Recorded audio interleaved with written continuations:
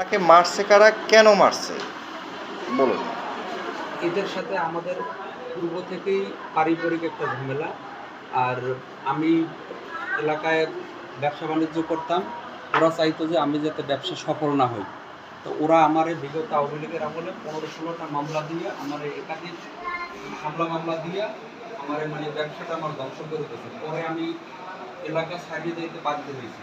আমি ঢাকায় থাইকে একটু ইলেকট্রিক ব্যবসা করে কোনো রকম চলি, আর বাড়িঘরেও এদের ভয়তে আমি আসতে পারি না। আমি দীর্ঘদিন পরে আজকের বাড়িতে আসছে বাড়ি থেকে আবার রাজাপুর হয়ে ঢাকায় যাওয়ার উদ্দেশ্যে বাড়ি থেকে বের হই। পথে ওরা আমার উপরে হামলা করে। কারা কারা নাম বলেন। পথে ওরা হামলা করে, ওরা সুলতান, এরপরে সুলতানের ছেলে তামজিদ, এরপরে সুলতানের ভাগিনে হইল কায়ুম। এদের আমি এই 3 জন চিনছি।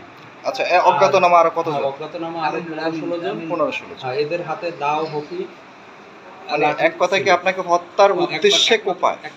আচ্ছা, কারণ কি? ওরা আমার নিশ্চিত মৃত্যু ভাববে এই জায়গায় ফেলাই রেখেছে। কেন? শত্রুতা কিসের বলে? শত্রুতাটা এদের সাথে পূর্ব শত্রুতা আর কি, পারিবারিক শত্রুতা, সেটার জের ধরে আপনাকে এভাবে করেছে। জি। মানে এরাও আপনার অনেক ক্ষয়ক্ষতি করেছে নাকি? আমার মোটামুটি 1 কোটি টাকা লস হয়েছে এদের কারণে। আপনি এখন কি চান? আমি চাই যে আমি সুস্থ বিচার যাতে পাই। সোহেল কি হয় আপনার? সোহেলকে কেন কোপায়? সোহেল আমার ভাতিজা। আচ্ছা, কি হয়েছে সোহেলের সাথে? সোহেলকে আমাদের স্থানীয় সুলতান মোল্লার ছেলে এবং সুলতান মোল্লার ভাগিনা, এরা আরও অন্যান্য 10-15 জন লোক নিয়ে কিলোকে পথে হঠাৎ আক্রমণ করে এবং ওকে প্রচুর মারধর করে এবং মাথায় তাকে হত্যার উদ্দেশ্যে